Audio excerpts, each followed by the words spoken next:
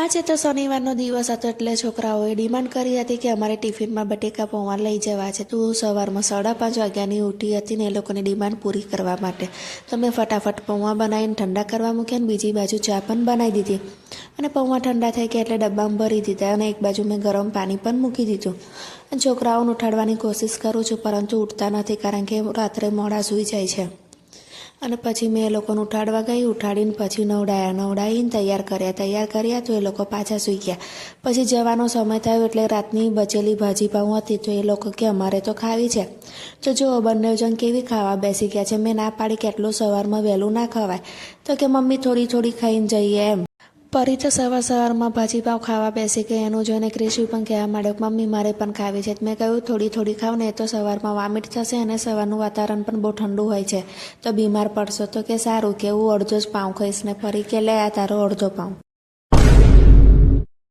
તો બંને જણે ભાજી પાઉં ખાઈ લીધા અને હું કહેતી હતી કે ચલો જલ્દી મોડું થઈ જશે. પરીને 7:30નો ટાઈમ હતો પણ 7:30 તો એને ઘરે જ કર્યા.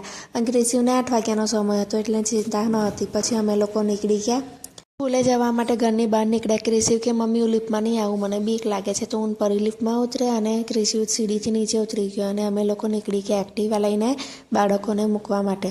તો જુઓ આજુબાજુ કંઈ જ દેખાતું નથી અને રસ્તો પણ એકદમ કોરો છે અને કોઈ આવતું જતું ના હોય એવું લાગે છે. સવારમાં આવું જ હોય છે આ બાજુ એમ પણ. તો તમારા ગામમાં આવું થાય છે કે તમે સવારે નીકળો અને કંઈ દેખાય નહીં? ત્યાં સુધી તો પરીની સ્કૂલ આવી ગઈ અને બેલ પણ પડી ગયો હતો અને પ્રજાસત્તાક દિવસની તૈયારી પણ ચાલતી હતી. તો અમે લોકોએ પરીને સ્કૂલે મૂકી. ત્યાર પછી હું ક્રિશુને પણ સ્કૂલે મૂકી આવી. તો એ કે મમ્મી તું મારા ઓટલે બેસશે. ફરી એને એનું કામ ચાલુ કર્યું રડવાનું. તો મેં કહ્યું કે આજે તારે વહેલું છૂટી જવાનું છે ને વહેલું આવવાનું છે. તો કે સારું પણ તું અહીંયા જ બેસી રહેજે. મેં કહ્યું હું તારા ઓટલે બેસી રહું છું, ક્યાંય જતી નથી. સવારના નાસ્તામાં અમારા માટે બટેકા પૌવા બનાવવાના હતા પરંતુ મરચાં ન હતો. તો હું ત્યાં માર્કેટમાં ગઈ તો એક કાકાને મેં કહ્યું કે મને મરચાં આપો. તો મને 10 મિનિટ ઊભી રાખી અને એમને સાંભળ્યું કર્યું. ત્યાર પછી બીજા શાકભાજીની જગ્યાએ ગઈ તો ત્યાંથી મેં મરચાં લીધા. મરચાં લઈને હું ઘરે આવીને મેં મારા અને મારા હસબન્ડનો નાસ્તો બનાવ્યો. તો અમે બટેકા પૌવા બનાવ્યા અને પછી હું ખાવા બેસી ગઈ. અને પછી મેં ઘરના બધા કામ પતાવીને થોડી ઘરની સાફ સફાઈ પણ આજે કરી નાખી હતી. અને ક્રિશિવને લેવા જવાનો સમય થયો તો ક્રિશિવને લઈને હું નીકળી ગઈ બાગમાં કારણ કે આજે મારે પરીને લેવાની હતી. તો એ ચકરડામાં બેઠો હતો ત્યાં સુધી એ કે મમ્મી મને તો બહુ ફાસ્ટ છી લાગી છે. મેં કહ્યું કે ચાલ તારી સ્કૂલ બાજુમાં જ છે, તું ફટાફટ લઈ જાઓ. તો મેં એક્ટિવા પાર્કિંગમાં મૂક્યું ને પછી હું ક્રિશિવને લઈને સ્કૂલમાં ગઈ. તો એ બહુ શાંતિથી ચાલતો હતો. મેં કહ્યું કે તું આવું કરીશ તો તને છી વધારે લાગશે.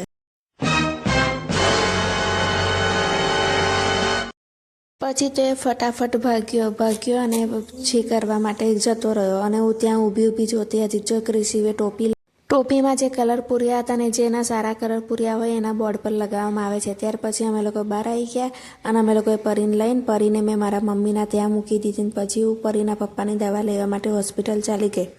ત્યાંથી મેં દવા લીધી અને પછી ઘરે આવીને મેં થોડું શાક લેવાનું બાકી હતું, શાક લીધું. તો ક્રિશિવ કે મારે પડીકું ખાવું છે. તો કે પરી કે મારે પણ ખાવું છે. બંને જણ પડીકું ખાવા બેઠા. અને પછી હું ભાજી સમારતી હતી. પરી કે લાઈ મમ્મી હું તારી મદદ કરાવું. શાબાશ બેટા, બહુત બઢિયા મુન્ના. અને મેં એને વાડકો અને ટોપલો બંને આપી દીધું. મેં ભાજી બધી સાફ કરીને એને પાંદડીઓ આપી. તો એ વહી એની જાતે જેમ આવડે એમ સમારતી હતી. તો પછી એની બેનપણી પણ આવી તો કે આંટી મારે પણ કરવું છે. તો એ પણ એની મદદ કરવા માંડી. અને પછી બપોર થતાં પરીની બેનપણી ઘરે આવી ગઈ હતી. તો એ લોકો બોલ રમતા હતા અને ખૂબ મજા કરીને હું બપોર 12 વાગ્યાની ત્યાં બાગમાં બેઠી છું. હજી 2:30 વાગ્યા છે પણ બાળકો ઘરે જવાનું નામ નથી દેતા.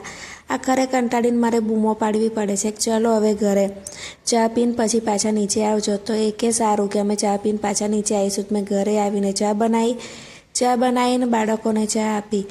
તો ક્રિશિવ કે મારે ચા નથી પીવી, મારે તો ડીજે વગાડવો છે. મેં કહ્યું તું ચા પીને પછી વગાડજે. તો કે સારું. તો એ લોકોએ ચા નાસ્તો કર્યો અને રમકડાનો ટોપલો ઠાલવી દીધો. મેં કહ્યું કે રમીને કોણ ભરશે પછી. અરે તું જા રહી.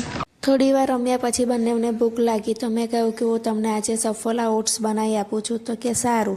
તો એ લોકોએ સફોલા ઓટ્સ ખાધા. પછી હું નીચે આવી તો નીચે બહુ જ ઠંડી હતી. તો પાછી ઘરે ગઈ. ઘરે જઈને જેકેટ લઈને આવી. તો ક્રિશિવે પહેરી લીધું પણ પરી તો ઉપર ચડી ગયેલી ને એ તો એવું કહેતી હતી કે ના હું તો જેકેટ નહીં પહેરું, મને ઠંડી નહીં લાગતી. મેં કહ્યું ભરે વધારે લાગે ત્યારે પહેરી રહેજે. પછી હું બહાર પકોડી લેવા જતી હતી. ક્રિસીવે મને જોઈને તો ક્રિસીવ રડવા માંડ્યો. તો મેં કહ્યું કે તું રમને હું આવું છું. તો કે ના, હું પણ તારી સાથે પકોડી લેવા આવીશ. તો પકોડી લઈને અમે ઘરે આવ્યા. મેં પકોડીનું પાણી બનાવ્યું, ચટણી બનાવી અને વટાણા અને બટેકા બાફીને તૈયાર રાખ્યા હતા. તો બટેકા ઠંડા થયા એટલે ક્રિસીવ કે લાઈ મમ્મી હું ફોલી નાખું છું. તો એને બટેકા ફોલી નાખ્યા અને પછી મને આપ્યા. તો મેં રગડો બનાવ્યો. તો રગડો બનાવ્યો તો પરી કહેવા માંડી કે સૌથી પહેલાં હું ચાખીશ, પછી કે કેવી બની છે હું તને કહીશ. सिस्टम पार देंगे. રગડો ગરમ થયો એટલે ફટાફટ મેં એ લોકોને પાણીપુરી આપી દીધું. તો પહેલાં એક વાડકી પાણી પીધું, પછી બીજી વાડકી પાણી માંગ્યું, પછી રગડો 2-3 વાર લીધો. મેં કહ્યું કે આટલો બધો તમે લોકો પી કરશો ને તો તમને પેટમાં દુખશે. તો કે કંઈ નહીં થાય. તો મિત્રો, આજનો અમારો વ્લોગ આમ જ પૂરો થયો. અને તમને આજનો મારો વ્લોગ કેવો લાગ્યો એ મને અવશ્ય જણાવજો. આવજો. Good night.